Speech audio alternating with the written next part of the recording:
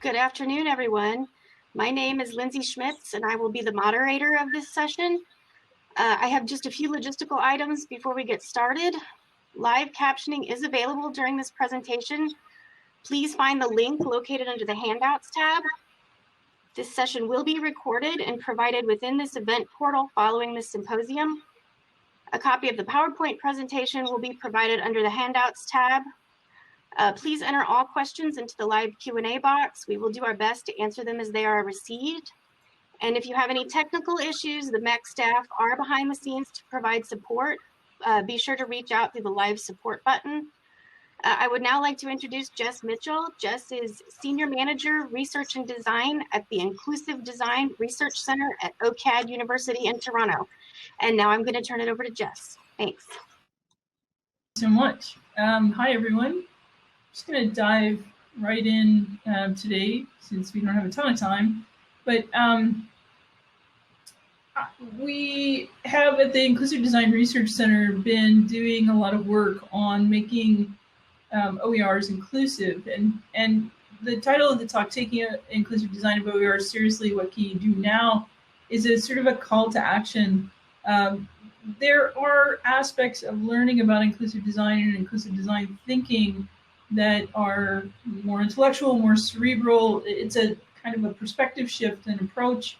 What I want to get into is some of the things that I think will make some changes. And this is a presentation that I put together with a colleague of mine, Lisa Liskovoy, who's a wonderful educator and designer on our team. For years now, I've been giving presentations about inclusion and accessibility. I'm sorry, I'll go back to that. I've spent years in the open ed community helping people learn how to do this. And it's something we still need. Why, you might ask? Well, you might think it's because it's in vogue and that's the reason it's popular now. But why don't we ask why we decided that at all? At some point, someone decided we didn't need to teach all students. The UN SDG, Social Development Goal number 4, says, shame on us. It should be all students. So we aren't going to go into the history of discriminatory and unethical behaviors that have crept into education and still permeate our rooms, offices, and syllabi. But shame on us for not doing what we can do easily. And let's spend some time learning together how we can change this. So how do you learn? This is one of the questions that we're not often asked. So when were you first asked how you learn best? Do you know how you learn best?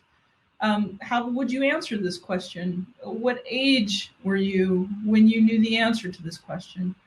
Did the question change over time? When and in what context? And how do your students learn? If we can't know how we learn in all circumstances and at all times and in all contexts, how can we even pretend to know what our students need? This is a list, and please don't think it's exhaustive. To put it more clearly, though, in education, we can imagine all of these contextually relevant and or persistent, at the very least, pace, path, content, delivery method, consuming text, the visual, sonification, or sound, video, or all of the above, and working as an individual, working in a group, didactic approaches, participatory approaches, motivation. Are you, as a student, motivated externally, internally, positive feedback or negative feedback? What kind of social support do you require? Peer, instructor, other. The degree of structure that you require. If you don't get a rubric, are you in a panic? These are just some of the diverse needs or preferences for learning. And how do these fit into your rubric or your syllabus? Does your syllabus flex to accommodate these, or does it advantage some and disadvantage others, both methods and people? Is the preferred mode even available for an individual if they have a preferred mode? And what about the instructors? I mean, this applies to instructors as well. Some of you might be wishing this was the most complex slide, that this work could be enumerated and checked off, but it never will be. So let's step out a tad to what we're really talking about. If you make design decisions, then you're a designer, and your designs have an impact on others. You're declaring this thing and not anything else. You might have reasons, and they might range from that's the way we've always done it, to because I said so, to because research shows it's good for the majority to do it this way, or that's the way I was taught in school. Can any of you imagine such a decision that you make using some of those rationale? Let's pause for a minute and think of 3 things that each of us does that essentially declares one thing and not the other options. If you go to your syllabus, you might find some of these. So if you make decisions that affect another person, then you're designing. You are a designer. And your designs have ethical implications. Many of us might think we aren't deeply embedded in ethical situations unless we find ourselves in trouble. But we are contributing to ethics or a lack thereof all the time. Yeah, even in the way that we write our syllabus. So what's our tolerance for failure is a question I want to ask. We have, over the past few decades, unleashed technology on the world without fully comprehending its negative effects. And this is what Julie Dressel, she was an undergraduate at Dartmouth when she did this work. She was working to critique the predictive tools that are used to determine recidivism. And she found that the tools were giving false positives. If we cannot have a perfect predictor, what is the error rate that we as a society will tolerate? Who should be responsible for regulating and verifying this? She said, on a national scale, Black people are more likely to have prior crimes on their record than white people. Thus, Black defendants in general are more likely to be classified as medium or high risk. We see this story repeated over and over again in artificial intelligence articles that are being published and machine learning articles that are being published. We are perpetuating cycles of exclusion, of racism, of sexism, etc., in the things that we do. So how does that happen? Is it because there are all these racist, sexist people who are creating the content that we're using? Maybe. In some cases, yes. In other cases, it's because we're not being critical about what we're doing and understanding that nothing is neutral and that we're making design decisions all the time. To give you a sense, I've put a number of some of the design decisions here that we might all encounter. Assessments and how to do assessments. Access to the materials, to the class, to the professor, to time to think. Socioeconomic status, we know is a big one. Grades, we know are a big one. Parents, how involved are parents in education or in supporting their child's education? Admissions, we know that we make admissions decisions that are often based on things like SAT scores or prior achievements in high school with GPAs. Recommendations, we look at the recommendations that students have from mentors and how they've performed in prerequisites. Those are all non-neutral decisions. We could make those different. So many of the modern problems we're confronting are ethical issues, including this. So not just who gets a respirator, but who gets aid, who gets financial aid, whose ideas get funded, who is the decider, who's protected, who's the protector, who's a safer bet, and who can we trust? So we all are designers of this world, and I contend that we're all part of the revolution, or else we're part of the status quo. So are you making design decisions that perpetuate cycles of oppression and exclusion, or are you changing them? And doing that, we can ask ourselves these questions of those decisions. Who is accountable? Who is responsible? Where does the buck stop? And what is your moral responsibility? You take the syllabus, for example. Who is accountable? I'm accountable for my syllabus. My department likes to check to make sure that there are a few things that I've added in there. Who's responsible? I'm ultimately responsible. The buck stops with me. The policies for turning in late, the policies for attendance, all of that stops with me. And what is my moral responsibility? This is a slide that Val Afshar shared on Twitter a number of months ago. It's a sign on the side of the building that says you're personally responsible for becoming more ethical than the society you grew up in. So how do we do this work of inclusion? We do it by understanding it's not ever complete. As Florence Kennedy said about freedom, freedom's like taking a bath. You got to do it every day. So is inclusion. It's like taking a bath. You got to do it every day. It's a practice. It's not a checkbox. It's a value, never a checklist. And we measure it by seeing how inextricable it is in everything we do. So we know that we make decisions in all of these spaces. So the questions can be, where's inclusion in all of these decisions? This is admissions, content, procurement decisions, assessments. Like, do we, in procurement decisions, do we buy software that is not fully accessible? In assessments, are we assessing in a particular mode or way, like a 20-page essay assignment when we could do others? Attendance policy, who does that advantage or disadvantage? Cost, access and availability, quality, deadline, all of these things. We're making decisions. So do you make decisions that anything you create that another person will interact with? Do you think about the accessibility of that, the policy decisions, the funding, the pedagogical approach? And these are all just to show that there are all of these areas that we're making these decisions. So know your assumptions. Some assumptions might be all learners are visual learners. People with PhDs are experts. All learners use a mouse. All learners can use the same content. And all learners are students. These are all assumptions. And spend some time wondering about why we make these assumptions.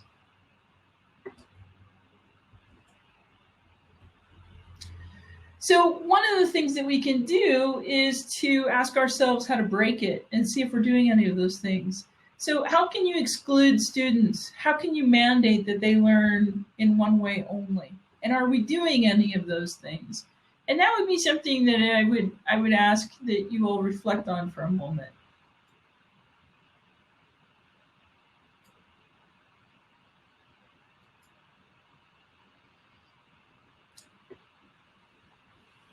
So I think that inclusion is getting better at least three things.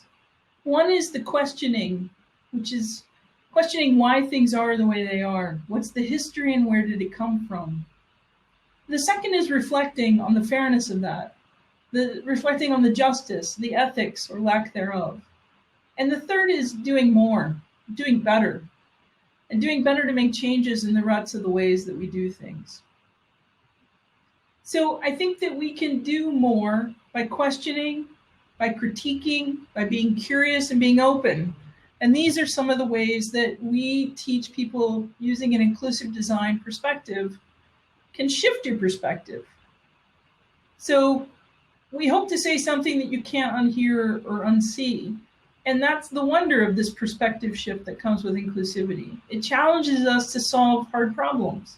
And it challenges us to solve them for everyone, to try to solve them ever more. One of the ways you do that is you aim for curiosity rather than for solving. So avoid the token solution to the problem, or just practice avoiding your first idea, right? Who says that that's necessarily the best idea to solving the problem? Wonder, ask why, ask more, ask questions, explore. Build a diverse community to challenge you and to work with you. So for example, with a syllabus, what would it look like to get students engaged in your syllabus? Not for students to write your syllabus, but for them to get engaged with it as a living document, right? What if your first idea in your syllabus is to ask everybody to do a writing assignment? What's a way that you could question that? One of the ways that I think we do this is we resist the urge to predict and speculate. So we make a lot of assumptions that everything can be solved in a standard linear manner. The roadmap can be predicted and controlled. We can know the problem and the solutions. We can know and predict requirements. There's an endpoint, but we know that we actually require ongoing calibration. If a student comes to us in the middle of the term and they need something different than what is being made available to them, we have to adapt. Complex projects cannot be predicted. Emergent complex systems cannot be known. none of us really knew that we were going to be all teaching online and in our homes, right? This has been quite a year of adaptation and change. And success, as a result, continues to evolve and change. So aim for resiliency and flexibility, not the one-size-fits-all. The capacity, instead, to recover quickly from difficulties or toughness. The ability to spring back into shape, the elasticity. And this comes from, I think, a clarity, a confidence in being able to do things, and not an over-reliance on solving. So your work begins now, and it never ends. And your work begins now, and we can do so much better. We hear from James Baldwin that it's your responsibility to change society if you think of yourself as an educated person. So one of the ways we can do this is to question everything. So this is sort of, so far in the presentation, this is the perspective shift that is inclusive design. And what we find is that introducing this perspective shift helps people see things they can't easily unsee, hear things they can't easily unhear, and consider students differently than they maybe did before. So that is one portion of what I'm going to talk to you about. Now I want to go into the specifics of how we can create content a little differently and think about that a little differently. So we're all designers. We established that early on. Our design decisions shape everyone's experiences. Whether it's a physical space or a digital one, a product can shape your experience of it. We've all had this experience in conferences, right? We go into the conference and all of the chairs are lined up and they're all facing the podium, and you sit down. Maybe you sit on the edge because you want to be able to get out of the room if you need to. You sit in the back. The way spaces are organized affects how we use them. And design has an opportunity here, and it also has the risk of failure. And sometimes those failures can be the result of oversights or things we didn't think about, unintended consequences, things that slipped under the radar, a slight measurement that was off. So here are a couple of pictures of design failures. One is of a drawer that can't open because it knocks into the handle of another drawer. And the other is a lock that is actually beneath a handle on a door, so you can actually never lock this door. There are other types of design that we see in our world, and those are exclusionary designs. And this is an example of exclusionary design. These are a couple of benches that keep people from sleeping on them. On the left is a bench that's actually been created to prevent a lot of things. It's been meant to deter sleeping. There's no place to put litter, so it's meant to deter littering. No skateboarding, no drug dealing, because you can't hide anything. No graffiti. It's got a special coating, so graffiti falls off of it. And no theft, so you can't put your purse down, for example, and have somebody come and lift it. The one on the right, of course, is got bars so that people can't sleep on it. You know, we are making ethical decisions when we do these things as well. So when we're creating content or we're creating any kind of interaction for another person, we should ask ourselves, how will my audience perceive this information? How will my audience interact with it? And what device or environment or operating system are they going to be using? And then on top of that, we can ask the questions a little bit differently. How can't my audience perceive this information? Like, who am I excluding right now in this presentation by using images and using voice, right? How can't my audience interact with this? What device or operating system can't they use? So this gets into the Web Content Accessibility Guidelines, which I just want to talk about for a second, because they're a guideline that actually gives us some really wonderful things to think about. This is not me telling a bunch of educators how to make accessible content. But if you think from the perspective of this, you will not be able to unsee this. Are you making something that's perceivable? Are you making something that's operable, that somebody else can use? Are you making something that's understandable? And are you making something that's robust? And these are questions that we can ask of anything that we create. Any content we create for students, a syllabus, a rubric, a lecture, a discussion forum, this is something that we can ask ourselves. Is it perceivable for all my students? Is it operable for all my students? Can they understand it? Is it robust? And this is, I think, the power of open education resources, is they have the flexibility to be able to meet the needs of all of the diversity of users.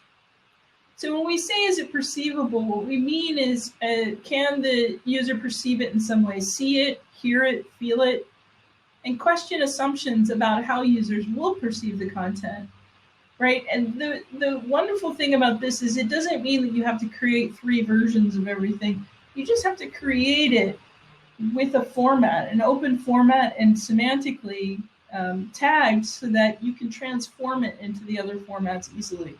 This is the wonder of technology. Sensory information. So how can you layer the information to make the experience more multimodal? So in this case, instead of just using color to indicate something, you're going to leave out people with color blindness, for example, or people who are in a very bright environment, like the sun is beaming in on my computer right now, and it's distorting what I can see. So instead of just color, you use color and shape. That is what we mean by multimodal. So you're using something that is appealing to the ability to see color and then shape. Thinking of how to linearize our content is also helpful. So for example, if you are translating your visual information to sound or touch, it becomes linear. So let me give you an example. At a glance, we can glance at this chart and we can see roughly the blue is most of it, the pink is a little less. We get an at a glance if we're a visual learner. At a glance, I can see what's going on this page. There are roughly 3 columns, and there's a header that has a lot of information on it, right? If I put this into sound, or I put this into something that's touch, it's going to be linear. It's not going to have this level of complexity or this at a glance view. Create content that's operable. User interface components and navigation must be operable. So are you making interactions in your classroom operable? You know, this isn't just for making websites. This is for everything we do. Consider the different ways that users interact with each other, with content, with group work. Multiple modes of interaction. Don't require that somebody has just one skill to be able to do something. If you require that somebody click and drag, this is very confusing, to be honest. There's a puzzle piece that you're supposed to click and drag. This is a CAPTCHA. But you're supposed to click and drag it by sliding the slider on the bottom. This requires a lot of different skills. Not everybody has these skills. So when are we creating these unintentional building blocks, these unintentional blocks for access? Another is to give people enough time. We know that I just filled out a form the other day and I ran out of time doing it and it expired. And it was a very stressful situation for me.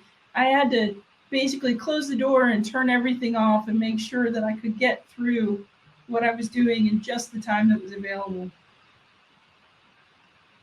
Is time really needed? Is a time limit really needed? So if your students ask for an extension, does it really matter? A lot of times we deny extensions because we don't think it's fair. Is it really not fair if we give somebody an extension? So the content should be understandable as well, and this supports everybody. Focus on clarity, consistency, and predictability. And this is a good way to write. This is a good way to create open education resources. And we have the opportunity to create those in a way that is accessible from the start. One great tool to use is called the Hemingway Editor. It's a free app, and it'll allow you to see how what you're writing is clear, easy to read, or not. It'll give you some indication of the readability at a grade level. It'll give you some indication of some other things like passive voice. You could find simpler alternatives to some of the words, right? Like when people use utilize instead of use.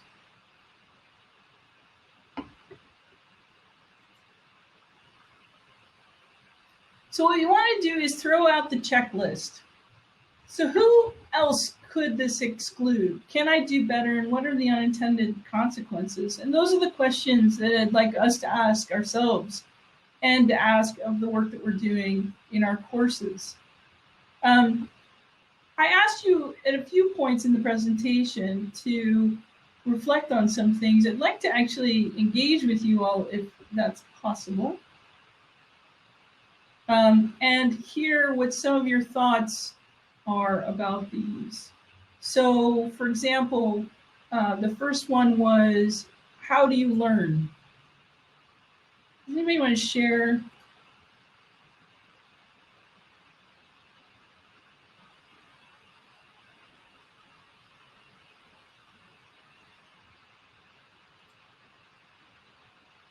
Can attendees share an answer to this? How do you learn?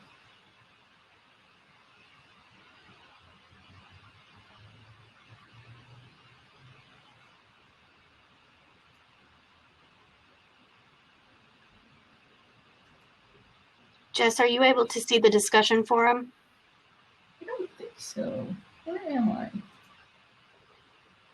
Discussion forum. Oh, here we go. Yeah. Okay, so you can see the responses that are coming in. Okay, great. Read, write, conversation, talking through concepts with others. I'm that way too, Julie. I'm a talker. Visual, audio and visual, experiential. I'd rather read than learn kinesthetically. Interesting. Good. I prefer visual. So just this small group of people, we have such diversity of perspectives and of preferences for how we learn. So what are some of the ways that you are reflecting your own diversity in your syllabus? I have a colleague who reads through his syllabus and at the end of every sentence says, "Because I said so." And he does that as a way to try to find places in the syllabus that are unnecessarily prescriptive in how they should be done. So how are you doing this in your syllabus? How are you accommodating these different modes?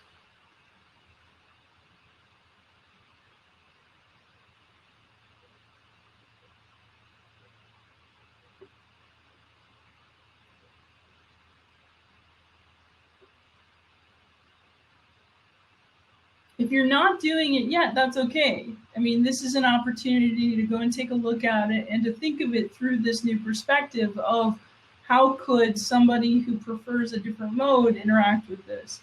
If you're using, again, open standards and you're semantically tagging whatever you're creating, it can easily be converted into audio, for example.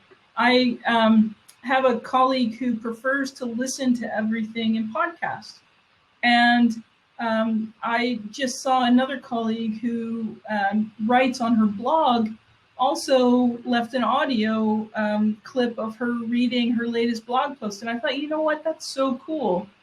I haven't done that. I could do that too. Just create some audio file and put that up there as well. I wound up listening to the audio. You can't think of how to teach history without reading and writing. Ken Burns might have something to say to you. The documentarian, he teaches history, and he does it all in film. So there are all of these ways. Of course, he's not a historian.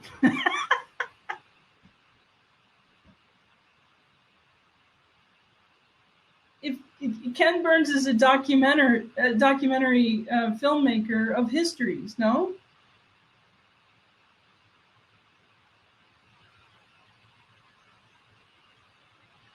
No.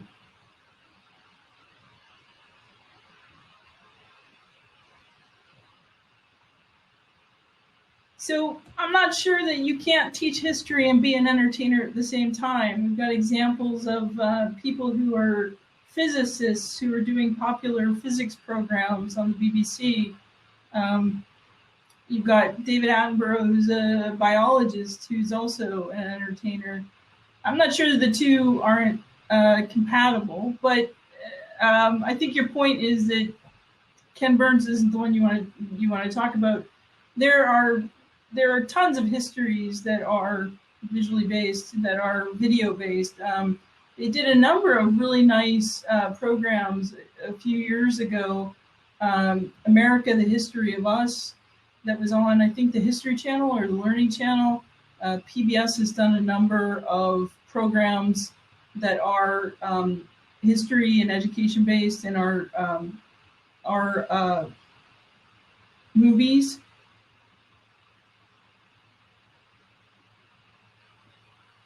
Yeah, so documentaries are a great way to communicate. I asked students to do literary analysis through creating a documentary. It requires them to communicate in a multitude of ways. That's great. And Manon, I don't want to lose what your comment was. I try to combine videos and text to present content and use script for videos. And I think all my PDFs are screen reader compatible. PDFs are tough. If you can use an open format that is a little bit easier to make accessible, that's even better. And those open formats like a Word doc, open office document, text document, HTML, those are also going to be much easier for you to convert into other modes if you ever want to, or if anybody else wants to come along and take your OER and remix it. Did that make sense, Manon? Yeah, cool. Great. So, for example, when I talk about using the semantic tagging, what I'm talking about is in a Word document, are you using the styles? So, do you mark something as a title? Do you mark something as an H1? Do you mark something as an H2? And that actually is quite an important practice, because that allows people who use a screen reader to get an at-a-glance view of the document.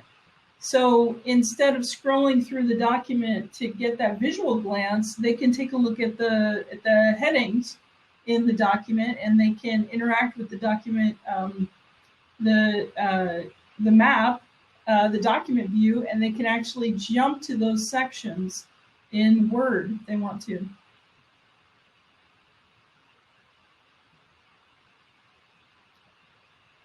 Okay, so the how do you learn and the what are you doing to your content to make those decisions. So let's go to the second question, which is, do you make decisions around all of these? Who makes a decision in their syllabus around something like an attendance policy? This is something that I've just struggled with my class this term. I tried to do something sort of radically open in terms of open pedagogy. We're doing, in the first 3 weeks, we decided as a community how we were going to grade. And some of you might be horrified by that, but it's actually worked out really beautifully. The students are doing self-grading, and since they've started doing self-grading, their weekly assignments have actually gotten much better. They're much more invested in doing it. We have critiqued education and the whole notion of assessments and grades, and they are in the practice of now trying to redesign their own educational experience.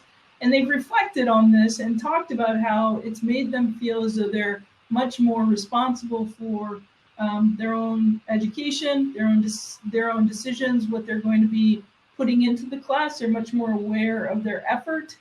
And that's actually had a really positive effect for the students in the class. The attendance policy was also something that we talked about. So especially during COVID, I've got some students who are taking care of elderly parents, or they've got kids at home with them. It's a really disruptive time, and because we're online, they can access the videos later, but I find that most of them want to come to class anyway as much as they can. Actually, last week I ended class early, and a number of them told me they were disappointed that we had ended early. They wanted to stay longer, but it was just after reading week, and they had just had a bunch of exams, and so I thought it'd be a nice break.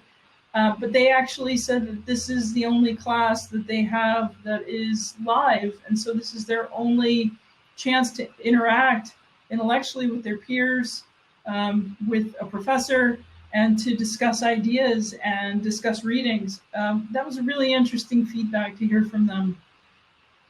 Deadlines as well. If you're like I am, you get a whole bunch of emails the day before or a few days before something is due. And I actually talked to another professor about this, and she said, look, in my learning management system, I have a due date that I can specify. And then I had a student come to me and tell me, this story about how her life just erupted and all of these bad things had happened. And she was wondering if I could open it back up so that she could submit her assignment. And she said, but it wouldn't be fair. And I said, well, what do you mean it wouldn't be fair? What are you worried about in terms of fairness? And I think that this is a misunderstanding that we have, that if everything is the same for everyone, that's fair. But we also know that equity means that things that are not all equal for everyone. So if we have issues in our education system with equity and with equitable access to the same resources or to ideas or to opportunities, then why is it such a bad idea to extend the deadline or to give a student who needs it a little bit more time? It's not necessarily a fairness issue in that case, I would argue. I'd be interested to hear what some of you are doing in some of these areas. So making decisions about attendance policies, about deadlines, especially in COVID, a lot of things have changed.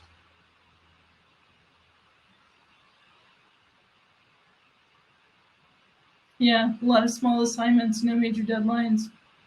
I've taken a similar approach. So they have a weekly reflection that they're doing. And I actually think that that's more important than a big project this term in particular.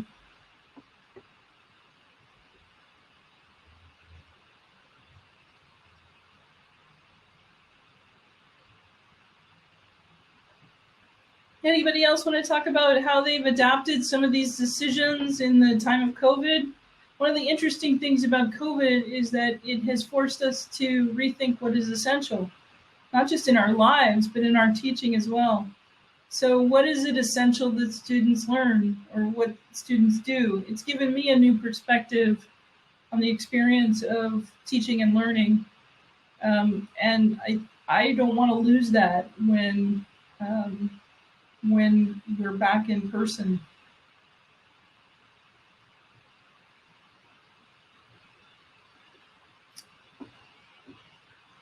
How would you break things for students? One of the questions I asked you is, how would you exclude students? Can you all just sort of popcorn some ideas of how you would exclude them from learning in your class?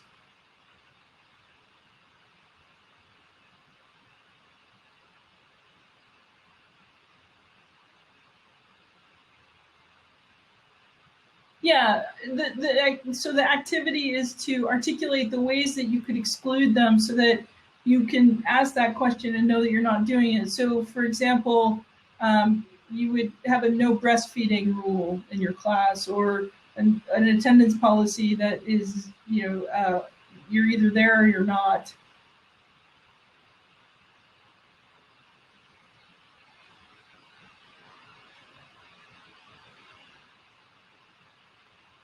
Yeah, require a particular piece of software that doesn't run on mobile devices. Exactly. Patrick, I'm interested to hear more providing assignment guidelines as Word documents. What are you thinking there?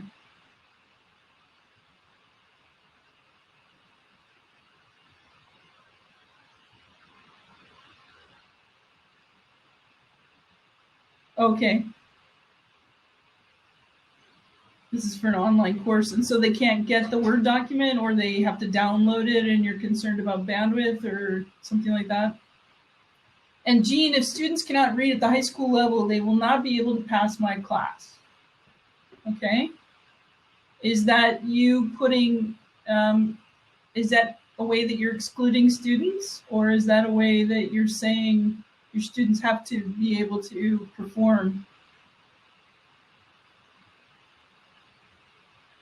Oh, I see Google Docs, Patrick. Yeah. Flexibility of where the content is. So learning management systems want to put everything in one spot, don't they? And they want you to use all of the formats and all of the tools that fit in there, but that's not always the easiest one for everybody who can't access the learning management system easily.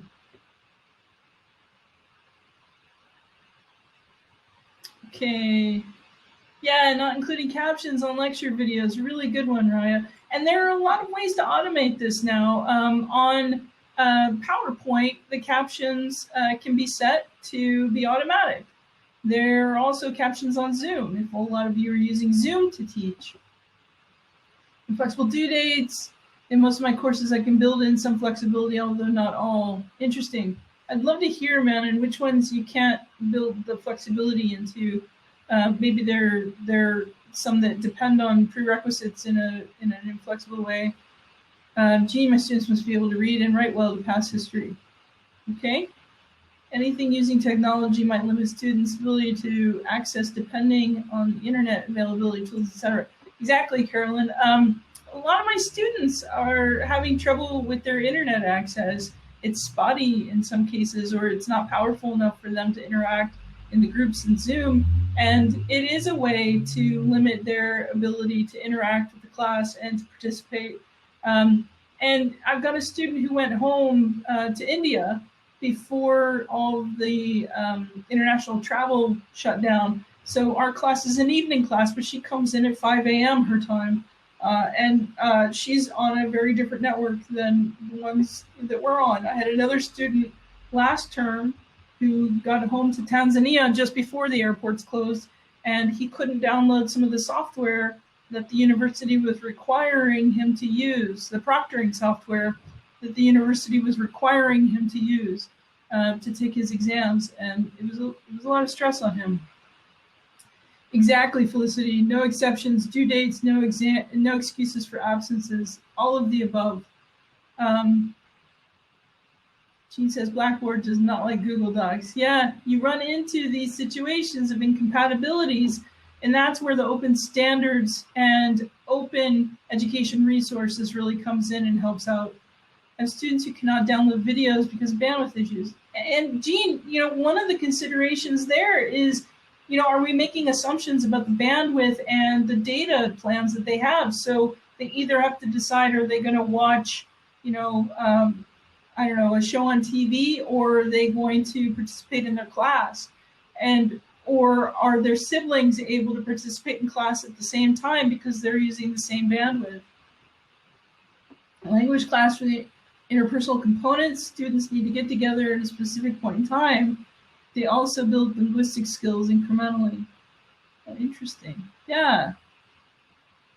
One of the things that I've done in my class this year is I asked them the first day of class to create what I called a baseline. I asked them what their goals were for class, what their expectations were, what they were going to do to get there, how they were going to deal with failure. I asked them what kinds of supports they needed. And then we put that document aside. That is our baseline. And then for each class, what we do each week, they have a different theme that we work on, and then they write a reflection document. And that reflection document is talking about the things that stick, and it's reflecting on how their thinking is changing. What's amazing about that assessment is I feel as though it, more authentically than anything else I've ever used, shows me how the students are learning. They start to incorporate things in their reflections from early weeks in the semester and later weeks in the semester. They start going down rabbit holes. I had a student who this week told me he spent 6 hours going down a rabbit hole of open education because I'd mentioned it in class, and he was wondering, what is this thing? And they said, how come I don't have OERs available to me? How come my professors aren't using OERs? And this is, I think, the goal of education, is to give students the ability to have the agency to learn, to choose how they learn, and to advocate for their learning.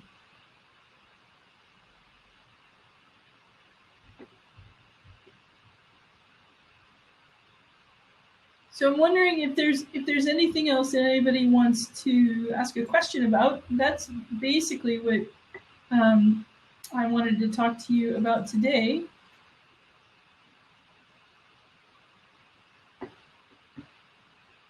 I'm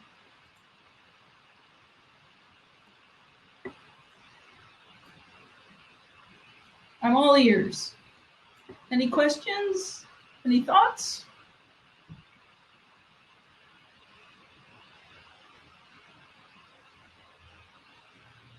What were your expectations for this presentation? I should have asked you for baselines at the beginning.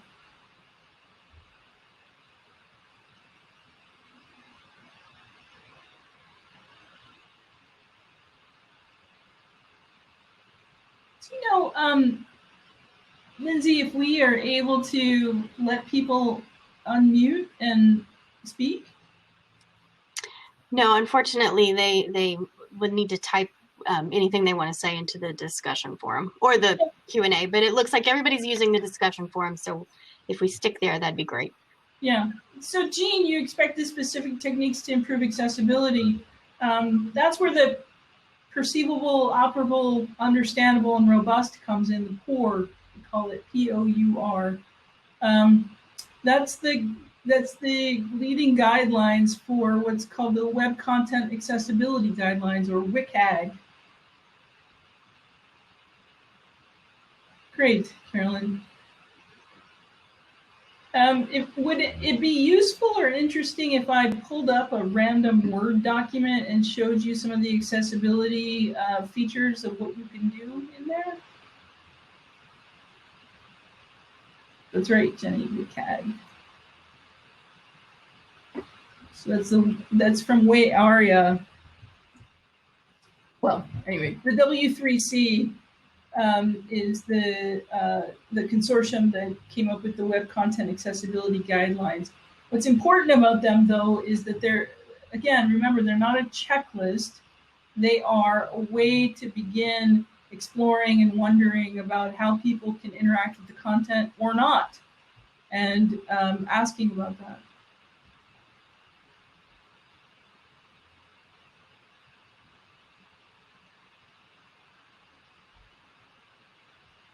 Okay, sure. Did anybody else have any expectations from the presentation that you'll let me know?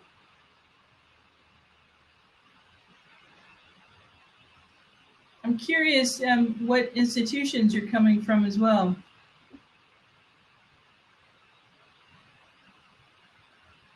If you don't mind telling me.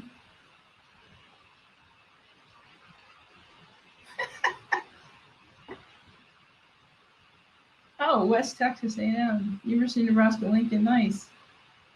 Julia, my plants are how I survive winter in Ontario. Drury, University of Michigan, Dearborn, nice.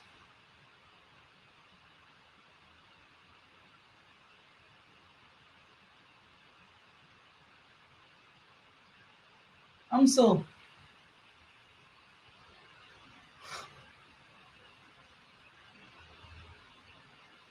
So I'll tell you, we've got about 11 minutes here. I'll tell you why I'm here. I didn't tell Lindsay any of this.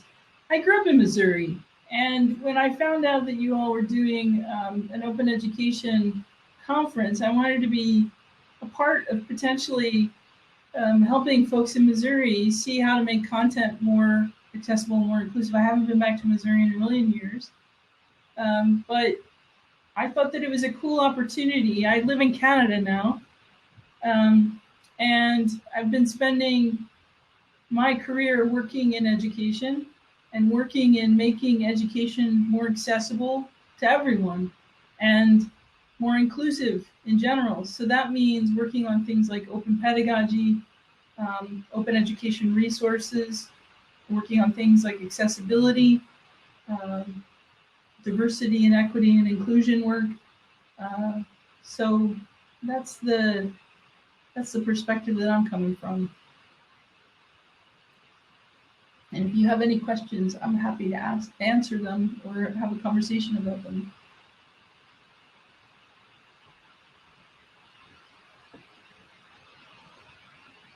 I could give you a couple of resources. I think it was Jean who was saying that you wanted some practical how-tos for making things accessible. If you're interested in things like alt text, a really great resource for that is WebAIM. If you want to get in touch with me, I can get you resources. BC Campus made an accessibility toolkit. Does everybody know about that? That is an open education resource made by some of my good friends and colleagues. I'll put the URL to that in here.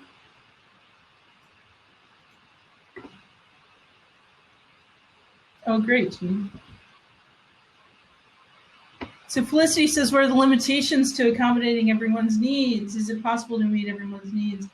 It's a practice, Felicity, and it's not necessarily something that we can ever be completely comfortable that we've achieved.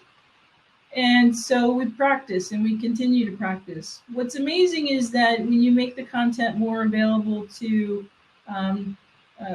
people with diverse preferences or needs, you make it more available to everybody. Yeah, the CAST folks, Raya, we work closely with CAST, and the UDL guidelines are also really nice. Universal design is a little bit different from inclusive design because universal design came from the architectural world. So it has some physical limitations to what you can do physically. We work in the digital space. So in zeros and ones, we have the power to transform content to meet your needs on the fly. So if any of you are using WordPress for teaching, we have built an accessibility plugin that you can use and incorporate into WordPress that will allow students to transform content on the fly, make it high contrast, give it a table of contents at the top for screen reader users, and those sorts of things. I can link you to that as well.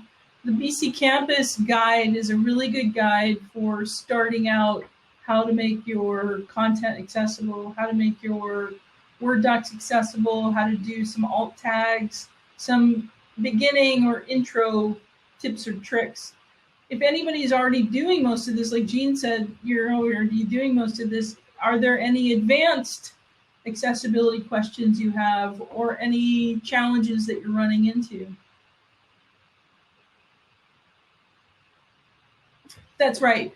No, you're actually absolutely right. Universal design for learning is from the tradition of universal design. It's not about the architectural, it's about learning content. Inclusive design goes a step further. We do things a little bit differently. So we do a lot of co-creation. We do create multiple modes. This is very consistent with UDL.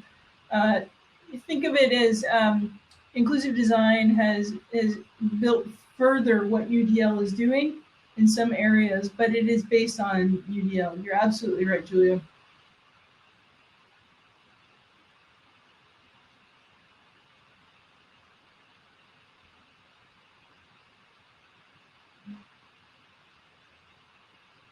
Okay, Jean's saying screen readers have improved so much, we don't need to do that much for vision impaired now. We've got screen readers work for the people who have access to them, for sure. But there are still some limitations. There's still some changes of content to make it linearized, for example, if you're using a screen reader, if you're using charts, a lot of sticky problems that still exist.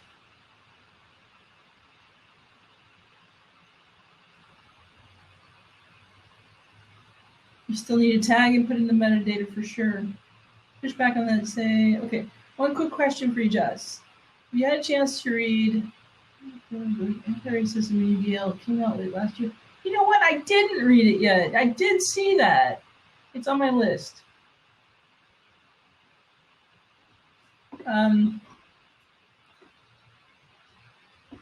This work is inextricable from issues of social justice. And so that's why I started out the presentation talking about how we are all we are all designers and we're making ethical decisions in the designs that we make in education. So I'll leave you with that.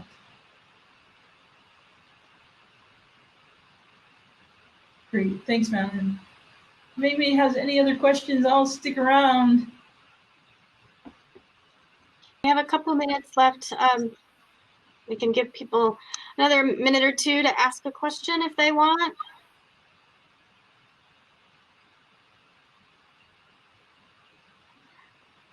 I just have a couple housekeeping things to add. First, I want to say thank you very much, Jess, for your presentation, and thank you all for attending today.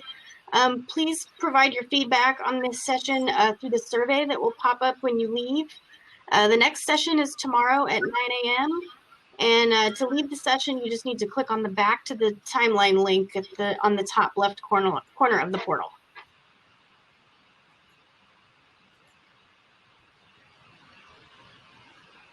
Oh, Patrick says the feedback survey has not been popping up for me today. We will have to check on that.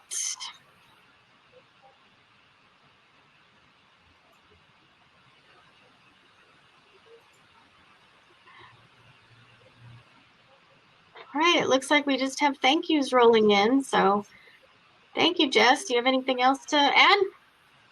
No, I think that's it. Okay. All right. All right, thanks everyone. Thank you all. Have a great day.